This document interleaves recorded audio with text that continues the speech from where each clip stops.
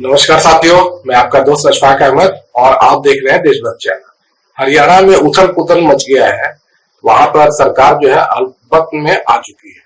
वहां हरियाणा का हिसाब किताब है कि टोटल विधानसभा में 88 सीट है, 88, और बहुमत के लिए मतलब 45 चाहिए होते हैं। तो अभी क्या पोजीशन है? अभी पोजीशन है कि बीजेपी के पास में 38 एमएलए हैं, जेजेपी के साथ में 10 एमएलए हैं, कांग्रेस के साथ में 30 और निर्दलीय बाकी हैं 5 और 2 खाली पद। तो ये अभी जो सिचुएशन है कि 3 निर्दलीय का बहुमत लेके और बीजेपी जो है वो बहुमत में थी, लेकिन वो तीनों निर्दलीय ने अपना समर्थन वापस ले लिया। तो अब जो है सरकार अल्पमत में आ गई है और कांग्रेस को जो है वो ये जो निर्दलीय थे वो सपोर्ट दे दिए। तो अभी क्या पोजीशन है? तो कांग्रेस को सरकार बनाने के लिए अभी क्या है कि जो जेजेपी थी वो बीजेपी के समर्थन में थी, क्योंकि जो दुष्यंत चौटाला जो है वो उप मुख्यमंत्री बने हुए थे, लेकिन जब लोकसभा चुनाव के मद्देनजर ये उन्होंने अपना समर्थन वापस ले लिया। तो मतलब कि अभी विधानसभा में जो जेजेपी है उसका अगर समर्थन कांग्रेस को मिल जाए तो ये 10 और 3 निर्दलीय वाले 3 और एक और छोटी पार्टी है उसकी 1 सीट है, तो मिला के कांग्रेस का बहुमत हो जाए। तो उसके लिए अभी जोड़ तोड़ चालू है, अभी खबर नहीं आई है लेकिन जोड़ तोड़ चालू है। लेकिन एक बात तो पक्की है कि जो बीजेपी की सरकार वो अल्पमत में आ चुकी है। तो इसकी क्या क्या वजह है? तो सबसे पहली बात तो आपको याद होगा जो किसान आंदोलन हुआ था। तो किसान आंदोलन जो हुआ था तो पंजाब के किसान दिल्ली आना चाह रहे थे, तो बीच में तो हरियाणा पड़ता है, तो हरियाणा बॉर्डर जो है वहां पर सील कर दिया था खट्टर सरकार ने। उस समय खट्टर मुख्यमंत्री थे और इसी दौरान ये पुलिस ने फायरिंग भी की, तो एक किसान की मौत हो गई थी। तो हरियाणा पुलिस जो है कटघरे में और खट्टर सरकार कटघरे में थी। तो इसी चक्कर में फिर शांत करने के लिए मोदी जी ने बदल दिया मुख्यमंत्री, खट्टर को हटा दिया और बल्कि उनको अभी लोकसभा का टिकट दे दिया। तो अभी नायब सैनी जो है उनको मुख्यमंत्री बना दिया। तो ये अभी जो पोजीशन चल रही थी तो उसमें अब बदलाव आ गया फिर से। तो बदलाव आ गया है तो ये जो निर्दलीय है तो उनको जगह नहीं मिली मंत्रिमंडल में। वो पहले से ही उनको बताया गया था कि उनको मंत्री बनाया जाएगा, जो बनाया नहीं गया। तो अब कांग्रेस जो है वो अपना पत्ते खोलेगी, शायद आज हो जाए। तो यहाँ पे उल्टा चीज हो गया, जो जहाँ पे ऑपरेशन लोटस होता था तभी ऑपरेशन पंजा हो गया। और हरियाणा में जो मुद्दा है किसानों का सबसे बड़ा मुद्दा तो है ही, उसमें किसान की एक मृत्यु हो गई तो बहुत ज्यादा नाराज हैं लोग। और किसानों को जो हक चाहिए तो कांग्रेस तो एमएसपी देने को तैयार है। कांग्रेस जो है वो किसानों का जो कर्जा है वो माफ करने को तैयार है।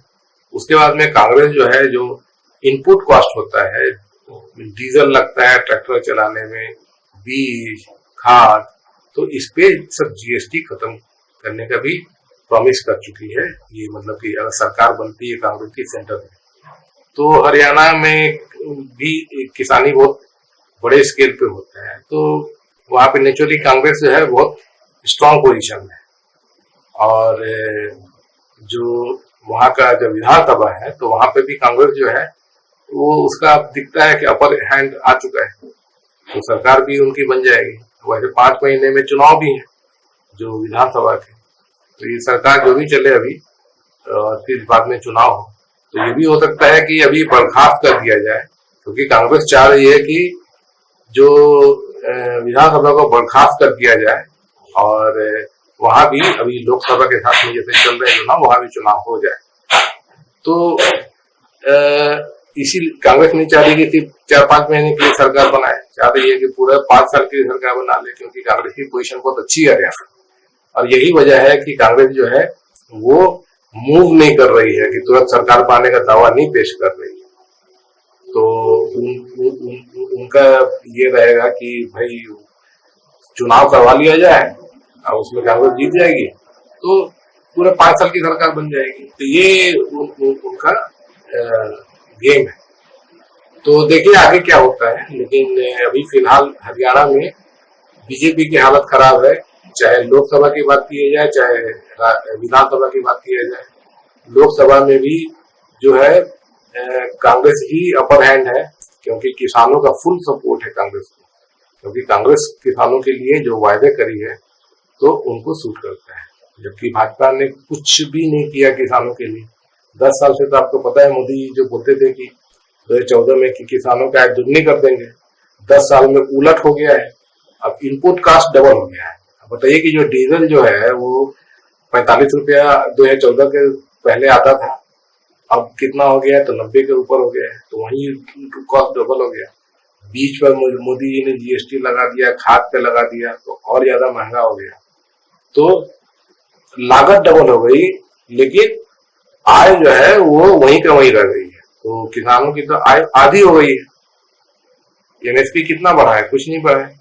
अब बल्कि एमएसपी की जो गारंटी जो है, स्वामीनाथन का जो फार्मूला था C2+50 की जितना भी लागत है, उस लागत के ऊपर में 50% प्रॉफिट, ये होना चाहिए किसी भी फसल की कीमत।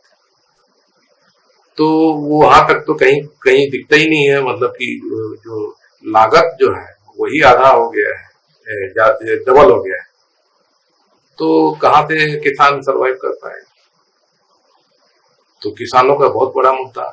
उसके बाद में इन जनरल एक दूसरा बहुत बड़ा मुद्दा बेरोजगारी। हरियाणा, आपको पता होगा कि देश में सबसे ज्यादा बेरोजगारी हरियाणा में है आज। तो मोदी जी तो रोजगार छीनने वाला काम करते हैं, रोजगार देने का काम करते नहीं। तो बेरोजगारी बहुत बड़ा मुद्दा है। महंगाई भी है कुछ जैसा पूरे देश में है, और हरियाणा में मतलब कि बेरोजगारी जो है वो देश से ज्यादा है, क्योंकि वहां सबसे ज्यादा बेरोजगारी हो गई।